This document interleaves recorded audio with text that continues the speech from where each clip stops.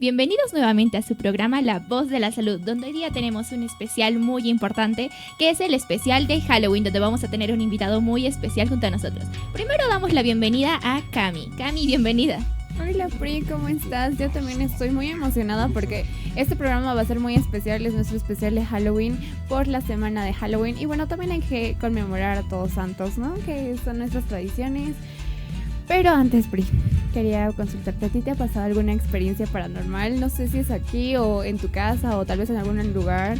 Cami, ¿puedo comentarte en este momento? Gracias a Dios que no, porque honestamente no hay persona más miedosa que yo, te lo prometo. Yo me asusto hasta de mi propia sombra, así que realmente agradezco que no me hayan pasado. Pero a ti, ¿qué tal? ¿Alguna vez te pasó algo? Bueno, yo la verdad es que, o sea, sí, bien, no soy, sí soy una persona miedosa, no tanto. Puedo mantener la calma en un momento así, pero me pasó aquí en el streaming porque a veces yo me quedo editando sola.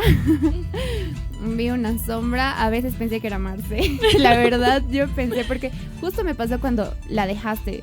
Uy. Ajá, y no cuando, por eso me pasó, supongo.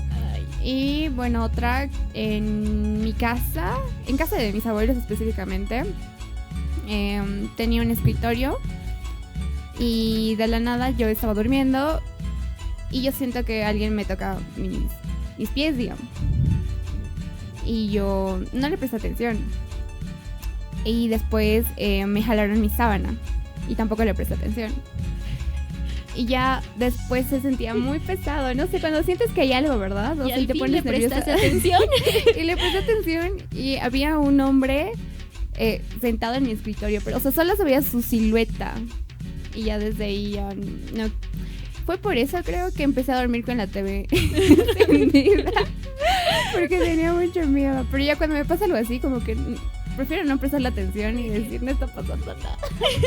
Dios, soy yo de nuevo. No, ignorarle lo más que se pueda realmente. Sí. Pero Cami, sobre este aspecto, tú sabes que en los hospitales pues pasan muchas cosas, pues hay personas que pues fallecen, hay personas que realmente la pasan muy mal y hay muchas historias que yo sé que a lo largo de nuestra vida hemos escuchado acerca de los hospitales, etcétera. ¿Crees en eso? O sea, ¿o eres escéptica? Yo por mi parte sí creo. Antes era escéptica, cariño, te puedo decir, pero ahora te prometo que creo, y especialmente, y tú allá en casa. Si no crees, créeme que después de esta entrevista de hoy día te la vas a creer. Sí, vas a creer, vas a dar. Te la vas a creer. Sí, confirmo, porque vamos a escuchar hoy día muchas entrevistas y muchas, no sé, experiencias de la mano de un doctor que pues nos va a contar todas las experiencias que él tuvo en el hospital. Claro, y además también vamos a promocionar muchas actividades que esta semana va a organizar la carrera de medicina. Sí, no, porque aquí en Unifrance aprendemos haciendo y justo va a ser también en mi semestre donde vamos a realizar tantas actividades que el doctor igual nos va a comentar. Por ejemplo, el viernes vamos a tener el Patopalooza, que es una feria en el anfiteatro y en el garaje, donde en el anfiteatro pues van a poder ver todos los cadáveres de primera mano, además de pues no poder entrar ese ambiente donde muchas veces tú, Cami, por ejemplo, tú nunca entraste al anfi, ¿no? No, de hecho yo no sabía, o sea, me dijeron que sí había una morgue y no tenía ni idea y yo dije, sí, con ¿no? razón. Y hay carreras que pues no puedes entrar, pero el viernes tienes una invitación especial para poder entrar al anfiteatro, donde va a haber una feria muy especial que estamos preparando todo, además de muchas actividades que lo vamos a ir viendo toda la semana. Así es, Priscila, pero con esto nos vamos a una pausa y ya volvemos.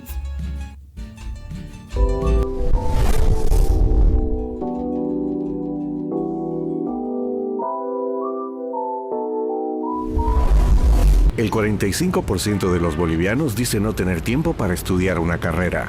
Pero mientras algunos duermen, otros sueñan. Mientras a algunos les encanta mostrar en qué se convirtieron, a otros solo les interesa saber en quiénes se van a convertir. Mientras algunos ven la vida pasar, otros se hacen dueños de la suya. Mientras algunos se la pasan jugando, otros juegan a otra cosa. Y mientras algunos van por la 5ª temporada, otros escriben el capítulo más importante de su vida. El tiempo está, las personas que lo encuentran también. Unifrance Online es tu solución para estudiar a tu propio ritmo y convertirte en un gran profesional. Unifrance Online, solo depende de ti.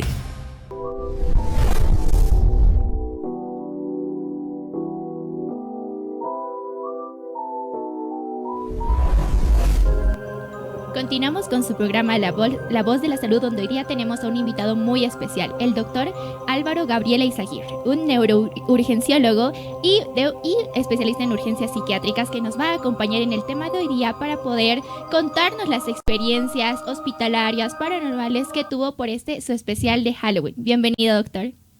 Buenos días, muchísimas gracias. Qué placer poder compartir con ustedes, incluso en temáticas tan interesantes, ¿no?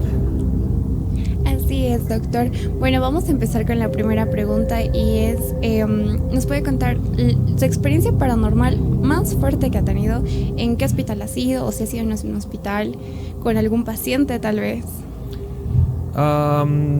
Dentro de eso, por ejemplo, puedo citar dos experiencias interesantes, que pienso que el problema con las experiencias paranormales es que son, por ejemplo, muy subjetivas. Entonces lo que voy a narrar, por ejemplo, es a partir de los eventos tal cual como han sucedido a partir de mi percepción, ¿no? Uno de los pacientes más interesantes que yo he tenido ha sido el año 2021, cuando he regresado de Estados Unidos para hacer el seguimiento a un paciente bastante interesante que vivía en Cotacota. Este paciente vivía en un edificio de bloques que se encuentra en la calle, si no me equivoco, 30 o 31 de Cotacota, no recuerdo bien, pero tenía una dificultad este paciente, y era que efectivamente tenía trastornos psiquiátricos con delirios y alucinaciones. Las alucinaciones son la capacidad o el estado patológico de la persona de percibir a través de la cognición cosas que no están ahí. Ven cosas que no están ahí, escuchan cosas que no están ahí.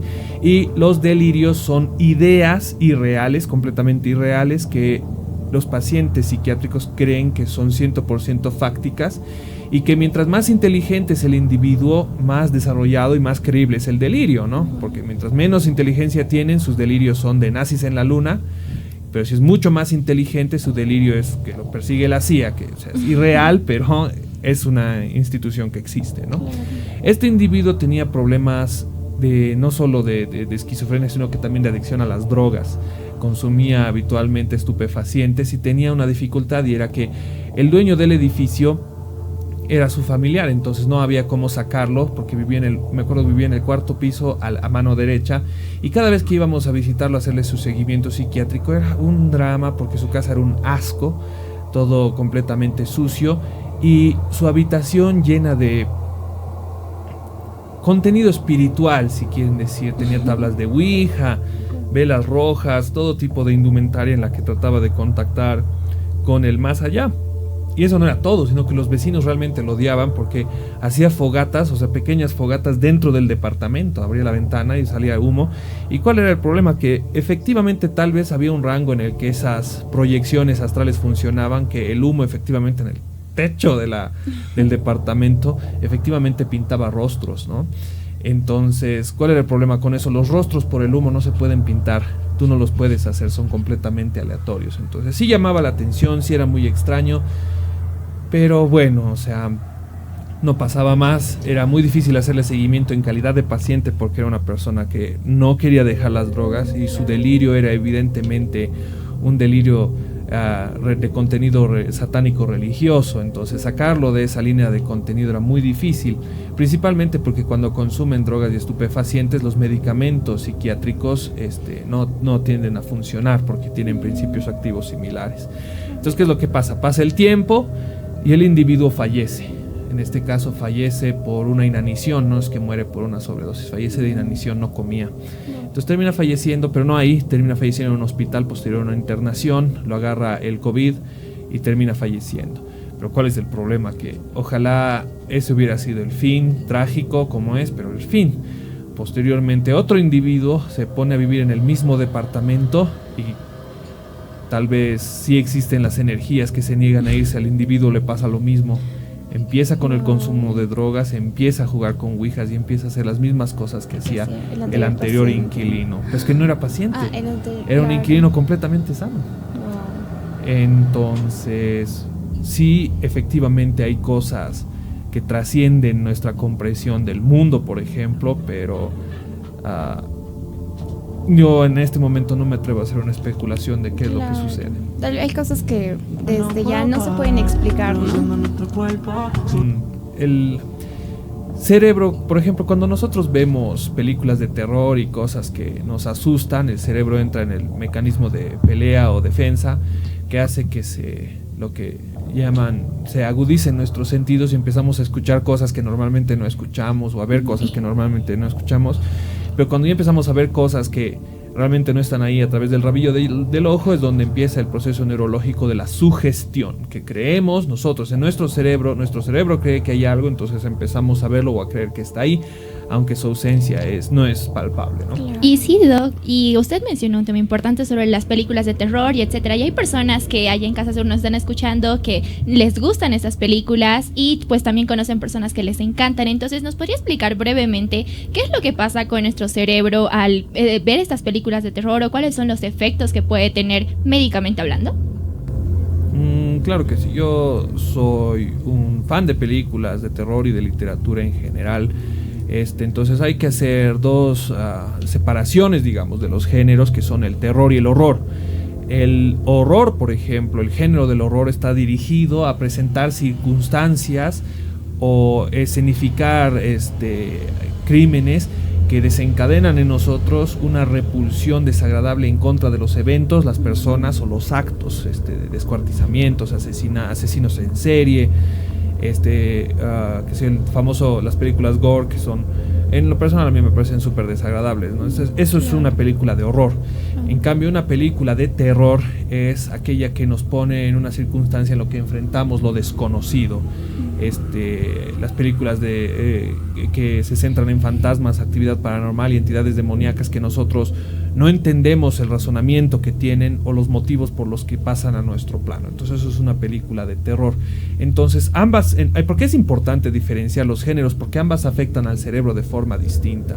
Las películas de terror nos asustan a través de la probabilidad de que nosotros tengamos que enfrentar una circunstancia terrible y horripilante en la que nuestros seres queridos o nosotros mismos enfrentamos mentalidades enfermizas o actos de depravación tremendos que activan nuestro sistema de defensa o de huida, ¿no?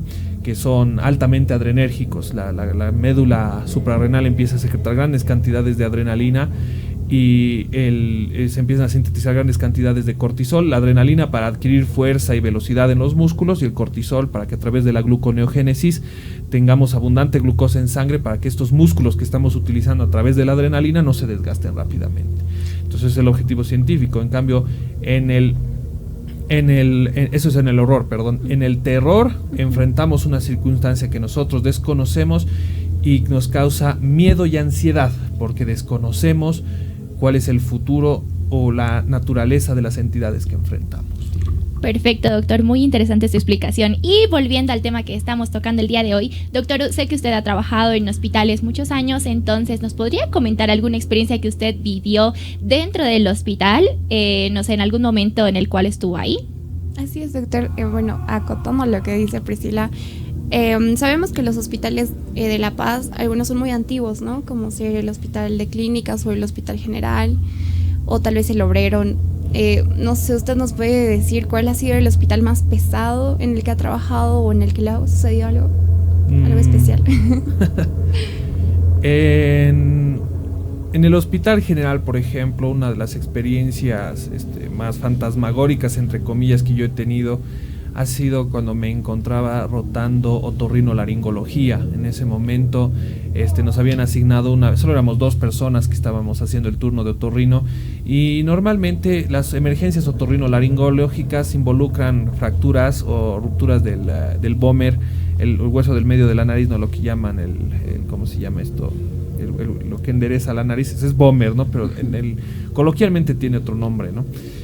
Entonces, las circunstancias que nos encontrábamos ahí y esperando a que llegue algún paciente, decidimos irnos a dormir.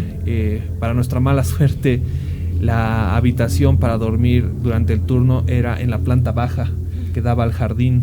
Es decir, la ventana, que es un ventanal antiguo, parece un ventanal de los años 20, daba al jardín, y mientras estábamos durmiendo a las 2:30, 3 de la mañana, alguien tocaba la ventana incesantemente. Decíamos, ay Dios, debe haber una urgencia, alguien se debe haber roto la nariz, vamos a ver si hay paciente. Íbamos a la sala de urgencias, copada, pero ninguna emergencia para otorrinolaringología. Es como que, qué raro, entonces ¿quién nos ha tocado la ventana? Y cuando volvemos a la habitación, nos estamos a punto de dormir nuevamente. Nos tocan la ventana, es como que nos levantamos para abrir. Y no es que me tomó mucho tiempo, porque cuando estás haciendo un turno hospitalario no te puedes tomar 5 minutos para levantarte, te levantas inmediatamente. Entonces, al levantarme inmediatamente y abrir la ventana, efectivamente no había nadie. Y es un espacio gigantesco, estamos hablando de un espacio de unos 15 metros de largo y de ancho. Entonces, nadie a la velocidad a la que yo me he levantado podía irse corriendo como para que yo no lo vea. Qué miedo, ¿no, Pri? No, sí, realmente bastante. Y yo me imagino, pues, en ese momento, estudiantes ahí. Y doctor, ¿cuál es la forma en la que no se actúa? Usted personalmente, ¿cómo ha actuado ante estas situaciones? Pienso que cuando estás enfrentando una circunstancia de alto estrés, ya sea contra puede ser una entidad paranormal o una circunstancia un poco más peligrosa, como contra personas que están atentando contra nuestra seguridad, lo ideal es mantener la calma.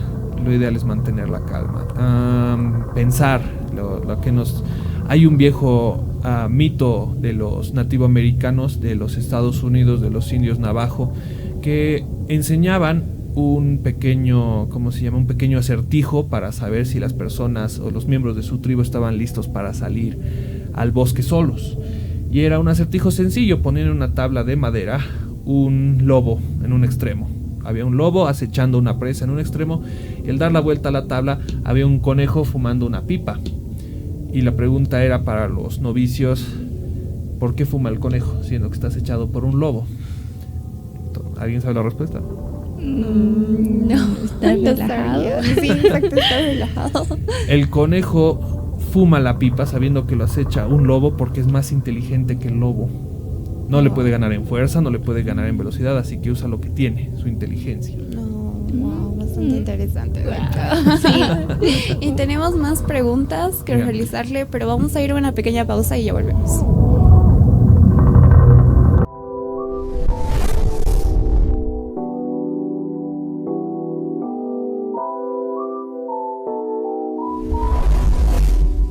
Tengo que resolver algo acá, te llamo luego, ¿ah? Ramírez, tengo un informe importante y creo que he encontrado a la persona adecuada para hacerlo. ¿Y quién es? ¿Usted? ¿Yo? ¿Hay algún problema? No. Seguro, Ramírez. Lo veo un poco nervioso.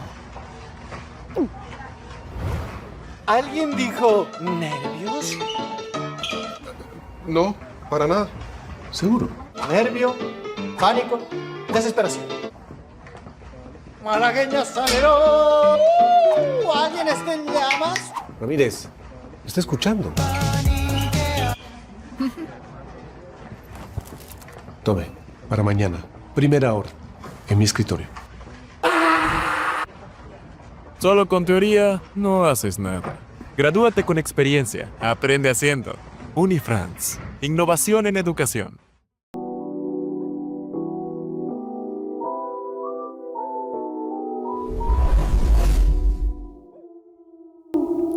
Volvemos de la pausa con su programa La Voz de la Salud, continuando con la entrevista al doctor Eizaguirre, el cual nos está contando entrevistas paranormales que ha tenido. Así que, doctor, ya nos comentó varias experiencias que usted ha vivido, pero ¿usted tiene alguna historia o alguna anécdota paranormal que haya pasado aquí en la universidad?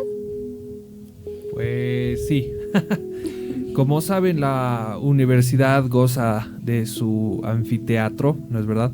El anfiteatro, a diferencia de una morgue, por ejemplo, es un sitio donde los cadáveres ya no son tratados como cadáveres, son utilizados como objetos de estudio, pierden su estatus de humano y son utilizados como objeto de estudio. Estos son cortados de muchas formas, ¿no? Como el cráneo que nosotros tenemos aquí, son reducidos.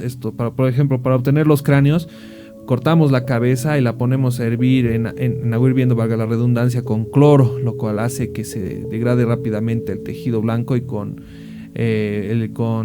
bicarbonato de sodio hace que los tejidos blandos se degeneren rápidamente, y a los huesos los deja medio débiles, entonces inmediatamente son barnizados posteriormente, ¿no?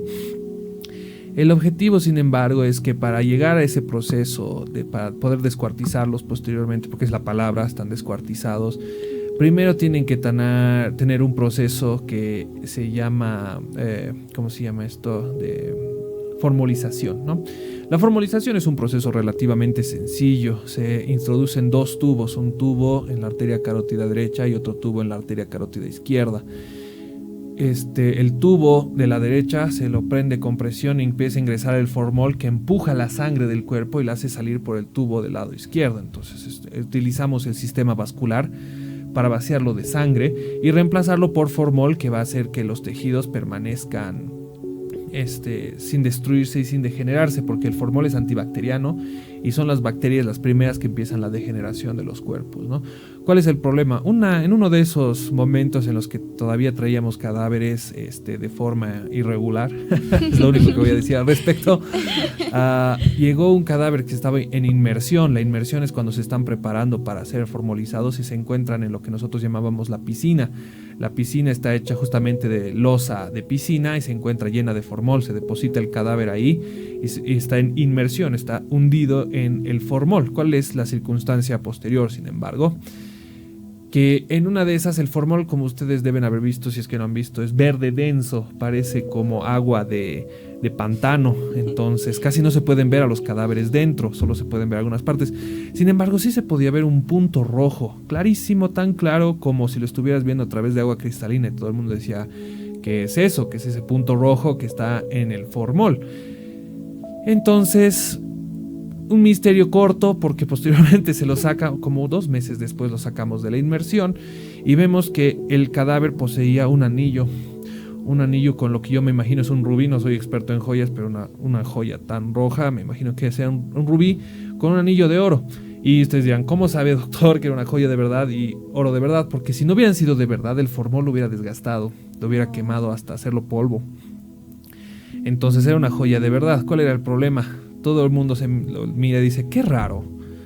Normalmente en las morgues donde llevan los cadáveres, se les priva de los objetos a los cadáveres. Sin embargo, permanece con su anillo. ¿Cuál es la circunstancia, no? Bueno, no importa. Seguimos con nuestras vidas y tarde o temprano un objeto tan valioso desaparece. Alguien entró al anfiteatro y le robó su rubí o anillo al cadáver. Entonces decimos: qué rata. ¿Cómo le vas a robar a un muerto? Ni los piratas hacían eso. O sea, los vaqueros sí, pero los piratas no. Entonces, ¿cuál es la circunstancia? Pasaron como 3 o 4 días y el anillo volvió al dueño. Y dijimos: qué raro. Entonces ahí ya no hubo dudas, ¿no? Había un mal uso de esto y vamos al seguimiento de control de cámaras. Y es curioso porque al ladrón no lo agarramos robando, pero en cámaras lo agarramos devolviendo. Entonces así supimos quién fue. Entonces no voy a decir quién fue, obviamente, pero lo enfrentamos al ladrón en la oficina del doctor Vito Rivas, que en ese entonces era gigantesca, y le decimos: tú has robado, aquí está el video, ¿por qué has robado? No, es que se veía valioso. Ok, ¿por qué lo has devuelto? Y el tipo le cambia la cara y dice: porque así, perdónenme, pero no soporté tener este anillo en mi casa. En cuanto lo tuve en mi casa la primera noche, soñé que me quemaban, que me prendían fuego, y tenía pesadillas con figuras religiosas, la Virgen, el Cristo, que cobraban vida y lo miraban feo, chueco, y la imagen de la Virgen también se prendía fuego y la Virgen gritaba y lloraba del dolor, del llanto, y Cristo se sacaba terribles sus sueños. Pero supongo que dijo: yo aguanto. Y el segundo día me contaba que su computadora daba a un pasillo que estaba al final del baño, y podía ver en el reflejo de la pantalla, cuando estaba en negro, que desde el baño al final del pasillo estaba alguien meneándose así, como tratando de ver qué estaba haciendo. El individuo no soportó ni las pesadillas, ni las apariciones, ni que se muevan cosas en su casa. Sentía que alguien le agarraba así su mano por la noche, o que le agarraba del costado mientras dormía. Entonces el individuo devuelve el anillo y dice: si quieren, háganme proceso, pero Lo devolví, sí. Pero el anillo no vuelve a mi casa. Así es, Pero ustedes se lo exactamente. quedan. Entonces, si eso es la verdad, si realmente no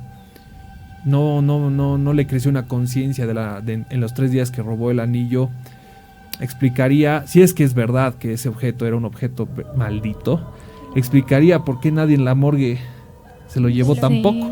Claro. Alguien lo dejó ahí sabiendo la energía que ese objeto carga. Entonces el doctor Vito Rivas, en su sabiduría inmensa, dijo: si esto es verdad, esta es una cosa muy peligrosa, e hizo lo más humano. Cortó la mano con todo y el anillo la mano aún reposa con el anillo puesto ahí en el anfiteatro.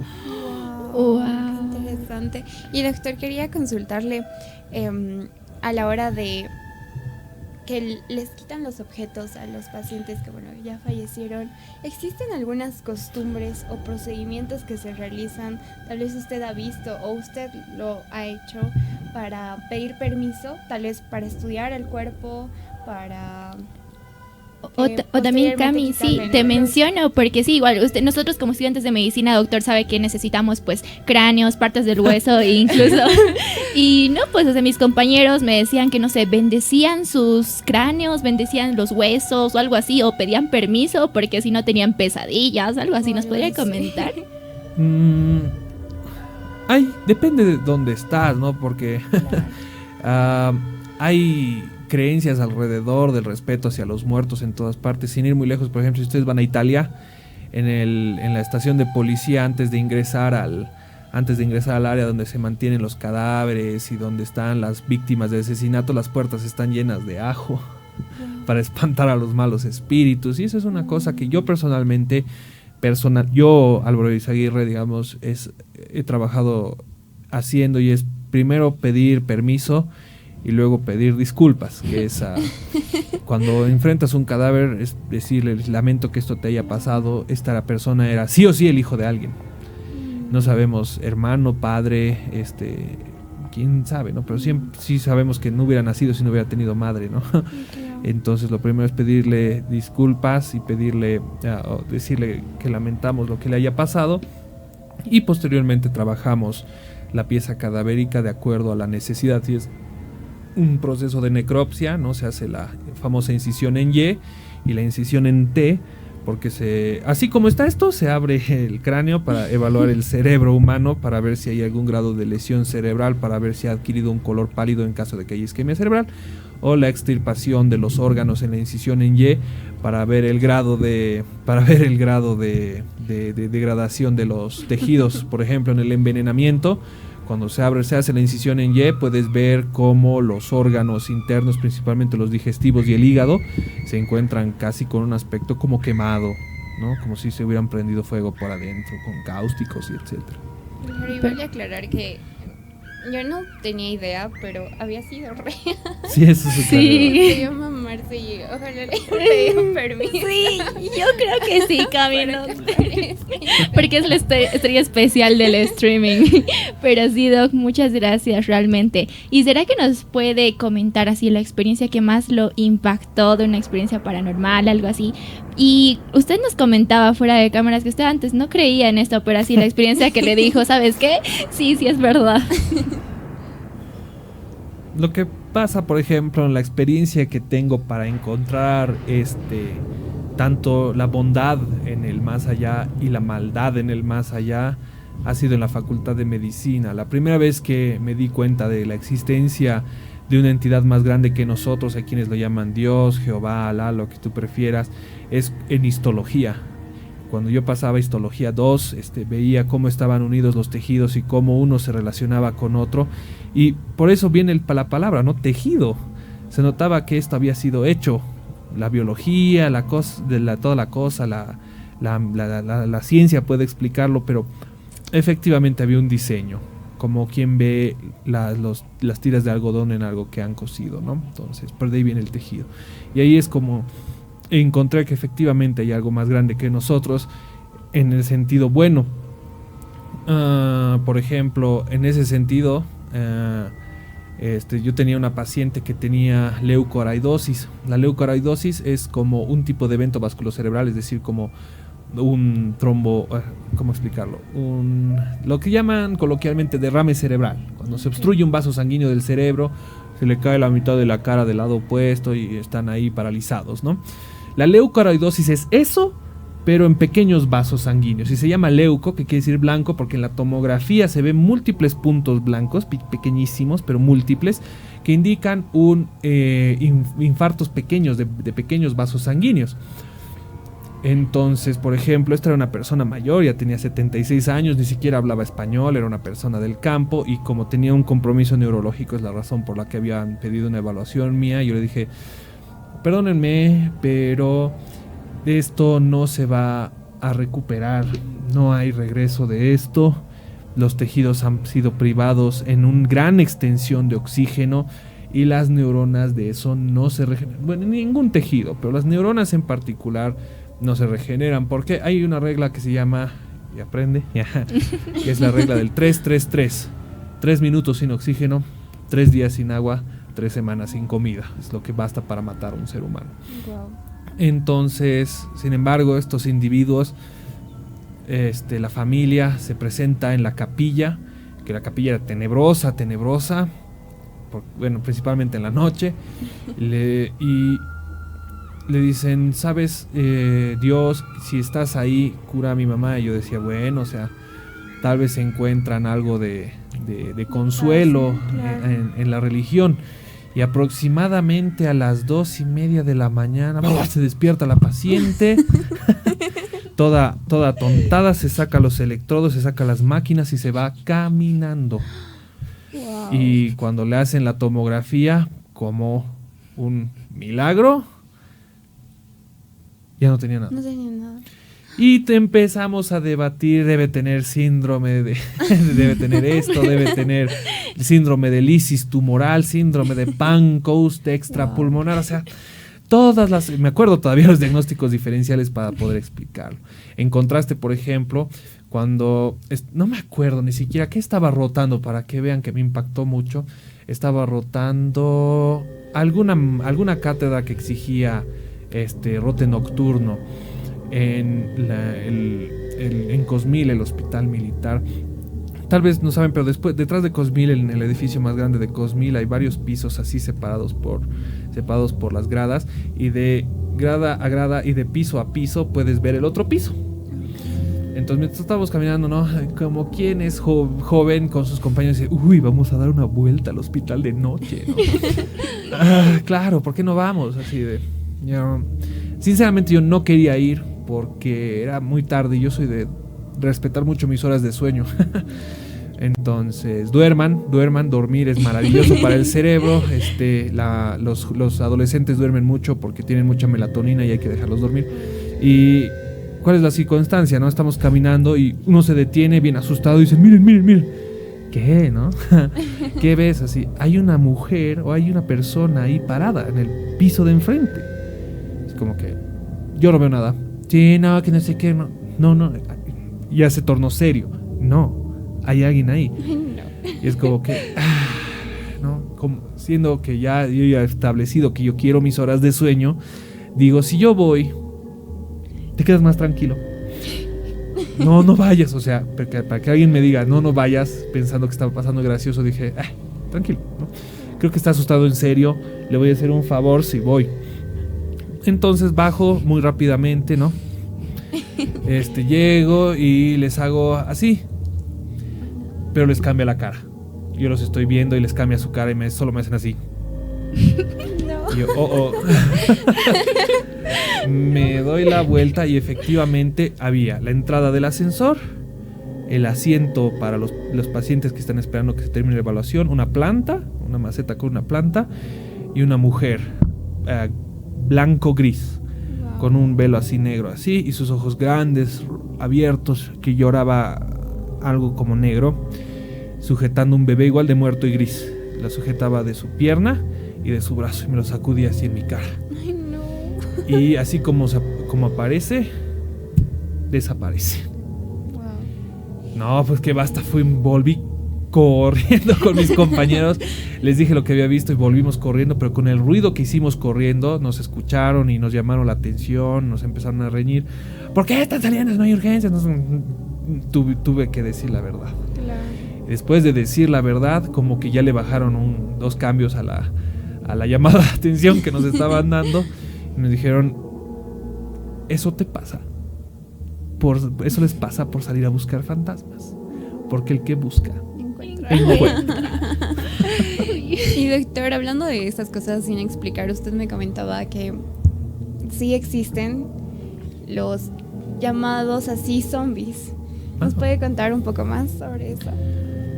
Los zombies, coloquialmente, por ejemplo, la primera visión que se tiene es en películas antiguas, si no me equivoco, la primera película que figura con zombies es de 1928, en la que efectivamente hay criaturas desinhibidas en su conducta que se alimentan de lo primero que encuentran, ¿no? Principalmente cerebros en la comedia original. En el contexto real, por ejemplo, los zombies que yo, o sea, no he visto, pero me he dignado a averiguar al respecto, he leído, pero no he leído en la revista muy interesante, en páginas científicas y reales de gente que ha ido a conocer a estos zombies para identificar qué es lo que sucede en Haití, en Puerto Príncipe, ingresando un poco más. No les recomiendo porque Haití ahorita, por ejemplo, está en una guerra civil, entonces es súper peligroso ir en este momento. Pero normalmente lo que hacen estos chamanes vudús y ese tipo de cosas, por ejemplo, es que lo que hacen es, a través de trepanaciones, agujeros en el cuero cabelludo que llegan hasta el cráneo y posteriormente se saca un pedazo del cráneo, introducen polvos, que el contenido de estos polvos desconocemos, que es ahí donde está, ¿no?, la respuesta a esta pregunta, que no la sé, pero desencadena una respuesta neurológica muy altamente medida que permite que los individuos que ya han fallecido puedan de alguna forma reanimar sus cuerpos y perder el factor humano que es su personalidad, sus gustos, sus aspiraciones, todas sus funciones hedónicas, y que de alguna forma mantienen las funciones motoras que les permiten levantar cosas, caminar un poco. No levantan autos, ¿no?, pero sí levantan cosas sencillas o servir bebidas. Entonces es uno de los misterios de los que acompañan a los seres humanos desde hace milenios, ¿no? Esta práctica vudú es bien conocida y existe hace muchos años, ¿no? Los individuos que practican, por ejemplo, estas cosas, uno me comentaba que en la casa de un sacerdote vudú, cuando tocaba una especie de tamborcito era un tamborcito así, con 2 cuerdas saliendo que daban en 2 bolitas, que cuando lo sujetabas así el tamborcito se tocaba. Wow. Entonces cuando tocaba, los que visitaban las casas de los chamanes dicen que podían ver serpientes por debajo de las paredes, wow, arrastrándose debajo de las paredes como si la pared fuera de una tela y las serpientes pasan por debajo. Wow. Y eran paredes. Qué interesante, doctor. Y tengo una consulta más, que es realmente el ser humano posee alma, y me refiero a que cuando muere dice que el alma es pesada, entonces baja un poco el peso del alma, 21 gramos del cuerpo. ¿En serio? ¿Es verdad? ¿O qué explicación científica lo da? Hay explicación religiosa y hay explicación científica. Los seres humanos tenemos un alma, tenemos una personalidad, tenemos el libre albedrío y podemos elegir a través de las cosas que hacemos y decimos quiénes somos y qué hacemos. Eso es el alma. En el contexto científico, el alma se llama lóbulo frontal, en la cisura órbito frontal. Ahí es donde está nuestra alma. En contraste, sin embargo, lo religioso dice que se atribuye a una entidad que está atrapada, bueno, no atrapada, pero asignada a un cuerpo, y que esta es la que le da todas las anteriores cosas que he mencionado que responden al libre albedrío. La teoría es que cuando la persona fallece, a través de de varios hallazgos se ha determinado que cuando la persona fallece pierde 21 gramos de peso, que se teoriza que es el peso del alma. Hay una explicación científica que no está del todo comprobada, que es que la relajación absoluta, la pérdida del tono muscular hace que se pierda un poco de peso, pero no está comprobado. Entonces hay una aceptación casi universal no científica, pero que los 21 gramos de peso son los del alma que abandona el cuerpo del fallecido. Wow, qué interesante. Qué interesante doctor. realmente, doctor. Y para cerrar esta entrevista con broche de oro, doctor, una última experiencia que nos quiera comentar. Yo sé que ha vivido bastante, pero una última que nos quiera decir para este programa. En el hospital, por ejemplo, que también han sucedido un par de cosas extrañas, por ejemplo, es en el Hospital de la Merced, que se encuentra en Miraflores, un poquito más arriba de la Plaza del Maestro. El Hospital de la Merced no cuenta con ascensor, cuenta con unas gigantescas rampas que permiten el ascenso y descenso de pacientes en silla de ruedas o de camillas, pero las ¿cómo se llama esto? Los pasillos son largos, son muy largos. Entonces, aproximadamente a eso de la 1 de la mañana, cuando recién estoy encontrándome con el tiempo de cenar, me encuentro subiendo, pero a la 1 de la mañana te sientes cansado, has trabajado todo el día, estás despierto casi unas 30 horas, entonces uno agarra y dice, no voy a tomar las gradas esta noche, ¿sabes qué? Voy a subir por la rampa. Y eso fue, por ejemplo, un grave error. La rampa está dividida en dos segmentos, ¿no? La rampa de subida y la rampa de bajada, que están unidas por una rejilla. Y mientras estoy subiendo, corriendo la rampa, alguien me toma del pie, me caigo, me reviento la frente contra la losa de goma de la rampa.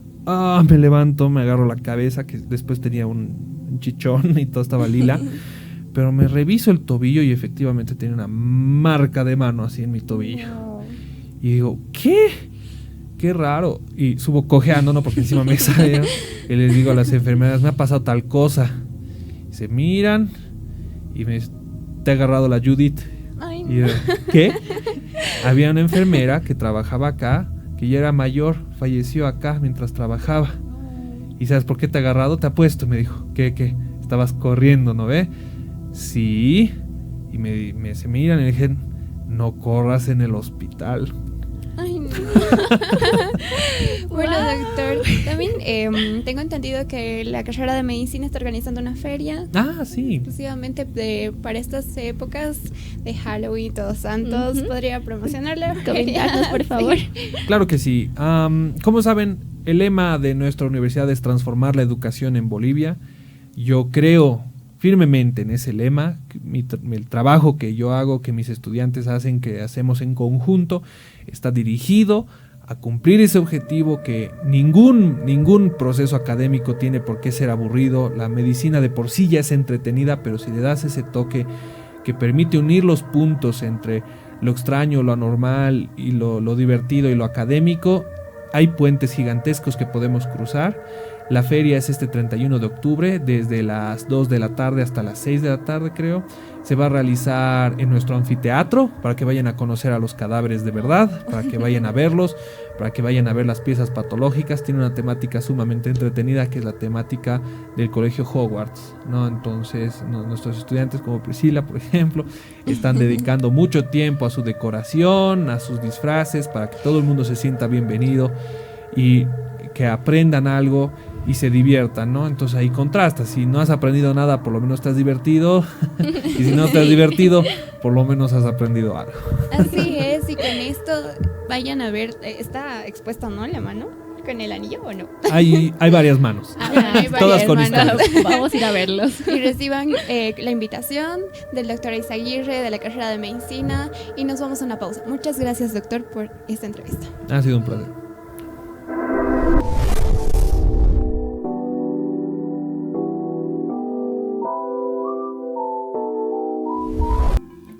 Volvemos de la pausa aquí en su programa La Voz de la Salud, una vez terminada la entrevista que tuvimos con el doctor Eizaguirre. Cami, ¿qué tal te pareció esta entrevista? Me pareció fascinante, muy interesante, importante todas las cosas que nos dijo el doctor. Qué sorprendente, la verdad a mí me dio miedo algunas de esas, en especial sobre los zombies. Realmente yo creí que me iba a decir, no, eso no es posible, pero no puedo creer que hay personas que siguen órdenes. Me dijo que son lentas. Sí, y ahora que me lo imagino, digo, wow, realmente qué miedo. Y sobre experiencias que nos ha contado tanto del anillo como de, no De sé, la enfermera. cómo lo agarraron. Sí, qué realmente, feo. porque el doctor es un hombre de ciencia, es un hombre que realmente está muy inmerso en los temas de medicina, pero que realmente, tal como nos comentó, él a fuerzas tuvo que creer en estos temas y Es dejar de verdad. ser escéptico. Yo considero que no hay que subestimar a la naturaleza o las energías. Yo sí siento que todos somos energía y que en algún momento podemos aferrarnos a algún lugar, a alguna cosa. Entonces no está de más, ¿no? No siempre hay que cerrarse, considero. Creo que hay que tener en cuenta muchas cosas. Por algo existen mitos, leyendas, por algo se ha escrito. Sí, definitivamente. Quiero que promocionemos justamente que hoy lunes se va a realizar una exposición como feria en la cual van a participar muchas carreras, entre ellas administración de hotelería y turismo, periodismo y medicina. ¿Qué temas y qué proyectos se van a dar, Pri? Sí, no, en medicina igual el doctor Gabriel Eizaguirre nos comentaba que pues vamos a tener una feria el día lunes donde pues los estudiantes de medicina forense van a realizar pues una muestra de cómo es el levantamiento de cadáver, etcétera. Todo se va a ver en el auditorio y en la planta baja, así que Así es. hacemos una invitación expresa para que puedas ir a verlos. Sí, van a contar muchos cuentos, leyendas, mitos sobre la ciudad de La Paz que existen, no sé, la calle Jaén, muchas. Y van a venir especialistas paranormales que investigan estos temas. Entonces va a ser muy interesante y sería muy importante que todos los estudiantes de la comunidad Unifrance vayan y disfruten, ¿no? Sí, no, porque vamos a abrirlo hoy día lunes, esta semana especial, y cerrando con broche de oro el día viernes con el Pato Palooza, una feria especial preparada para ustedes para que puedan ir a conocer el anfiteatro tal como se los mencionábamos. Así es, Priscila, y con este episodio de terror y de miedo, que esperemos que les haya causado miedo y terror, nos despedimos hasta la siguiente semana con otro tema. Adiós.